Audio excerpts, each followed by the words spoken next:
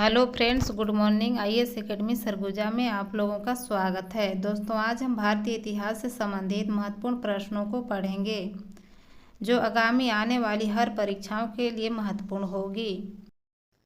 इसी के साथ आज का हमारा पहला प्रश्न है, सिंधु घाटी सभ्यता को किन और नाम से जाना जाता है? आंसर है सी, हड़प्पा की सभ्यता। दोस्तों, सिंधु घाटी सभ्यता को हड़प्पा की सभ्यता के नाम से जाना जाता है। हमारा अगला प्रश्न है, जैन धर्म की द्वितीय महासभा का आयोजन करने वाले शासक का नाम क्या था? आंसर है डी, खारवेल। दोस्तों, जैन धर्म की द्वितीय महासभा का आयोजन करने वाले शासक का नाम खारवेल था। हमारा अगला प्रश्न है, राजतरंगिणी का लेखक निम्न में से कौन था? आंसर है ए, कल्हड़। दोस्तों, राजतरंगिणी का लेखक कल्हड़ थे। राजतरंगिणी का शब्द है राजाओं की नदी। हमारा अगला प्रश्न है, इस्यादवाद का दर्शन किससे स्थापित किया था? आंसर है बी, महावीर स्वामी ने। दोस्तों, इस्यादवाद का दर्शन महावीर स्वामी ने स्थापित किया था। दोस्तों, इस्यादवाद जैन धर्म से संबंधित है। इस्यादवाद का अर्थ है सापेक्षतावाद। हमारा अगला प्रश्न है, सिंधु सभ्यता में किस स्थान में बंदरगाह होने के साक्ष्य मिले हैं? आंसर है बी, लोथल में। दोस्तों, सिंधु सभ्यता में बंदरगाह होने का साक्ष्य लोथल में मिला है। हमारा अगला प्रश्न है, मोहनजोदड़ो को किसी एक और नाम से भी जाना जाता है। आंसर है सी, मृतकों का टीला। दोस्तों, मोहनजोदड़ो को मृतकों का टीला भी कहा जाता है। याद रखिएगा, इम्पोर्टेंट प्रश्न है। हमारा अगला प्रश्न है, सिंधु सभ्यता का वृहद स्नानागार पाया जाता है। आंसर है ए, मोहनजोदड़ो से। दोस्तों, सिंधु सभ्यता का वृहद स्नानागार मोहनजोदड़ो से प्राप्त हुआ है। हमारा अगला प्रश्न है, सिंधु सभ्यता से संबंधित निम्नलिखित पूरा स्थल हरियाणा राज्य में स्थित है। आंसर है सी, राखीगढ़ी। दोस्तों, सिंधु सभ्यता से संबंधित राखीगढ़ी हरियाणा राज्य में स्थित है। हमारा अगला प्रश्न है, सबसे प्राचीन वेद कौन सा है? आंसर है ए, ऋग्वेद। दोस्तों, सबसे प्राचीन वेद ऋग्वेद है। इसमें ईश्वर स्तुति के मंत्र दिए गए हैं। हमारा अगला प्रश्न है, सबसे नया वेद कौन सा है? आंसर है डी, अथर्ववेद। दोस्तों, सबसे नया वेद अथर्ववेद है। दोस्तों, अथर्ववेद में जादू टोने का उल्लेख किया गया है। हमारा अगला प्रश्न है, सत्यमेव जयते वाक्य किस उपनिषद से लिया गया है? आंसर है बी, मुंडको उपनिषद से। दोस्तों, सत्यमेव जयते मुंडको उपनिषद से लिया गया है। इम्पोर्टेंट प्रश्न है, याद रखिएगा। हमारा अगला प्रश्न है, किस देवता के लिए ऋषियों में पुरंदर शब्द का प्रयोग हुआ है? आंसर है सी, इंद्र देवता के लिए। दोस्तों, इंद्र देवता के लिए ऋषियों में पुरंदर शब्द का प्रयोग किया गया है। हमारा अगला प्रश्न है, 6वीं शताब्दी में कुल कितने महाजनपद का उदय हुआ था? आंसर है डी, 16 महाजनपद का उदय हुआ था। दोस्तों, 6वीं शताब्दी में 16 महाजनपदों का उदय हुआ था। हमारा अगला प्रश्न है, बिंबिसार का संबंध है? आंसर है सी, हर्यक वंश से। दोस्तों, हर्यक वंश 544 ईसा पूर्व से 493 ईसा पूर्व तक इसका विस्तार था। प्राचीन काल में भारत में सबसे प्राचीन राजवंश में गिना जाता है। हमारा अगला प्रश्न है, अशोक का हृदय किस युद्ध में परिवर्तन हुआ था? आंसर है बी, कलिंग का युद्ध में। दोस्तों, अशोक का हृदय कलिंग का युद्ध में परिवर्तन हुआ था और यह युद्ध इनके लिए अंतिम युद्ध था। हमारा अगला प्रश्न है, कौटिल्य द्वारा लिखित किताब का नाम क्या है? आंसर है बी, अर्थशास्त्र। दोस्तों, कौटिल्य द्वारा लिखित किताब का नाम अर्थशास्त्र है।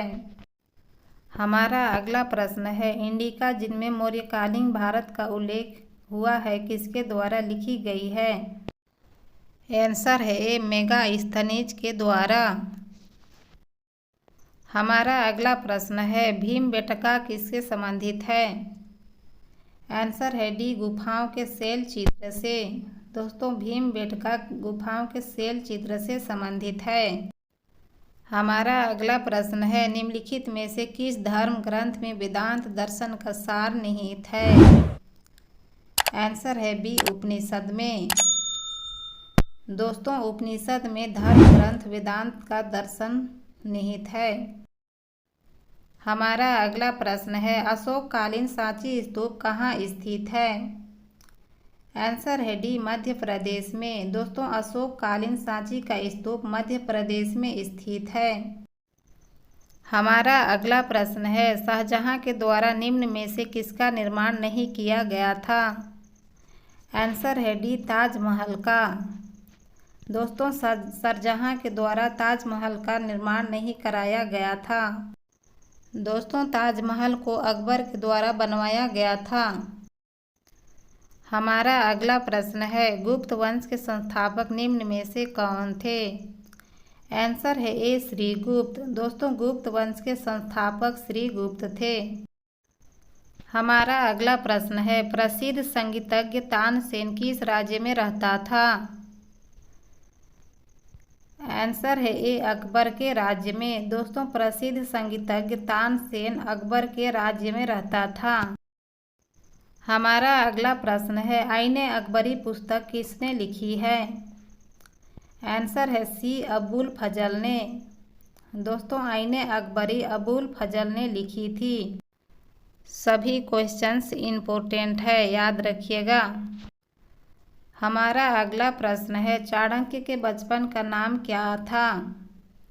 आंसर है ए विष्णुगुप्त। दोस्तों चाणक्य के बचपन का नाम विष्णुगुप्त था। हमारा अगला प्रश्न है भारत में सर्वप्रथम स्वर्ण मुद्रा का प्रचलन किसके द्वारा हुआ था? आंसर है ए इंडो बैक्ट्रियन के द्वारा। दोस्तों भारत में सर्वप्रथम स्वर्ण मुद्रा का प्रचलन इंडो बैक्ट्रियन के द्वारा किया गया था। हमारा अगला प्रश्न है दीन इलाही धर्म किसने चलाया था? आंसर है बी अकबर ने। दोस्तों दीन इलाही धर्म अकबर ने चलाया था। हमारा अगला प्रश्न है बंगाल का विभाजन कब हुआ था? आंसर है ए 1905 में। दोस्तों बंगाल का विभाजन 1905 में हुआ था। हमारा अगला प्रश्न है 1857 के विद्रोह का तत्कालिक कारण क्या था? आंसर है डी चर्बी वाले कारतूस। दोस्तों 1857 के विद्रोह का तत्कालिक कारण चर्बी वाले कारतूस था। हमारा अगला प्रश्न है भारतीय राष्ट्रीय कांग्रेस की स्थापना कब हुई थी?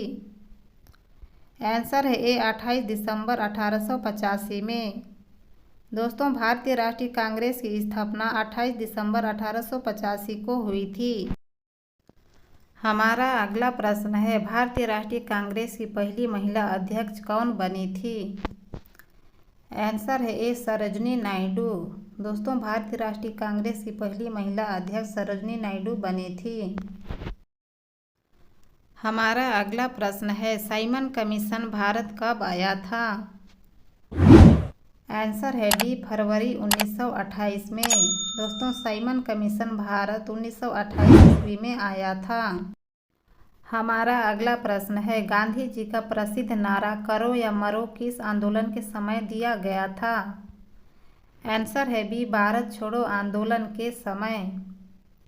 दोस्तों गांधी जी का प्रसिद्ध नारा भारत छोड़ो आंदोलन के समय करो या मरो का नारा दिया गया था।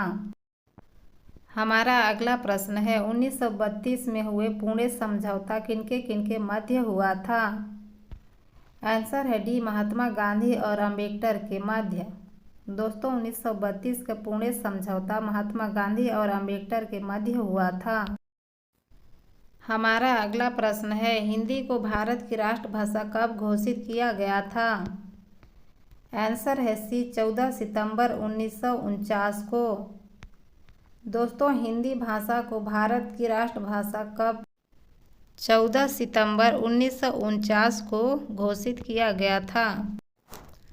हमारा अगला प्रश्न है आंध्र प्रदेश राज्य को भाषा के आधार पर गठन कब किया गया था? आंसर है बी 1953 में।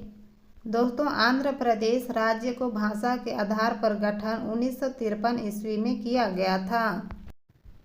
हमारा अगला प्रश्न है, भारत छोड़ो आंदोलन या अगस्त क्रांति की शुरुआत कहाँ से हुई थी? आंसर है बी मुंबई से। दोस्तों, भारत छोड़ो आंदोलन या अगस्त क्रांति की शुरुआत मुंबई से हुई थी। हमारा अगला प्रश्न है, 1921 मोपाला आंदोलन की शाखा थी। आंसर है ए खिलाफत आंदोलन की। दोस्तों, 1921 का मोपाला आंदोलन खिलाफत आंदोलन की शाखा थी। हमारा अगला प्रश्न है, मार्ले मिंटो सुधार कब अस्तित्व में आया था? आंसर है ए 1909 में। दोस्तों, मार्ले मिंटो सुधार 1909 में अस्तित्व में आया था। हमारा अगला प्रश्न है, चौरा चौरी घटना कब हुई थी? आंसर है ए 1922 में। दोस्तों, चौरा चौरी घटना 1922 में हुई थी। हमारा अगला प्रश्न है, किस अधिनियम को ब्लैक बिल के नाम से भी जाना जाता है? आंसर है ए रोलेक्ट एक्ट को। दोस्तों, रोलेक्ट एक्ट अधिनियम को ब्लैक बिल के नाम से भी जाना जाता है। हमारा अगला प्रश्न है, सल्तनत कालीन किस शासक ने आगरा नगर की स्थापना की थी? आंसर है बी सिकंदर लोधी ने। दोस्तों, सिकंदर लोधी ने आगरा नगर की स्थापना की थी। हमारा अगला प्रश्न है, भारतीय इतिहास में प्रथम महिला शासक का दर्जा प्राप्त है? आंसर है सी रजिया सुल्तान को। दोस्तों, भारतीय इतिहास में प्रथम महिला शासक का दर्जा रजिया सुल्तान को प्राप्त है। हमारा अगला प्रश्न है, अकबर का राजस्व अधिकारी जो उनके नवरत्नों में से एक था, वह कौन था? आंसर है बी टोडरमल। हमारा अगला प्रश्न है, भारत को स्वतंत्रता प्राप्त हुई थी उस समय इंग्लैंड का प्रधानमंत्री कौन था? आंसर है ए क्लाइमेट एटली। हमारा अगला प्रश्न है, दिल्ली चलो का नारा किसने दिया था? आंसर है ए सुभाष चंद्र बोस ने। दोस्तों, दिल्ली चलो का नारा सुभाष चंद्र बोस ने दिया था। हमारा अगला प्रश्न है, प्लासी का युद्ध कब हुआ था? आंसर है ए 1757 में। दोस्तों, प्लासी का युद्ध 1757 में हुआ था। हमारा अगला प्रश्न है, वास्को डी गामा भारत कब आया था? आंसर है ए 1498 में। दोस्तों, वास्को डी गामा 1498 में भारत आया था। वह एक पुर्तगाली था, पुर्तगाल से आया था। हमारा अगला प्रश्न है, पंचशील समझौता किन दो देशों के मध्य हुआ था? आंसर है बी भारत और चीन के मध्य। दोस्तों, पंचशील समझौता भारत और चीन के मध्य हुआ था।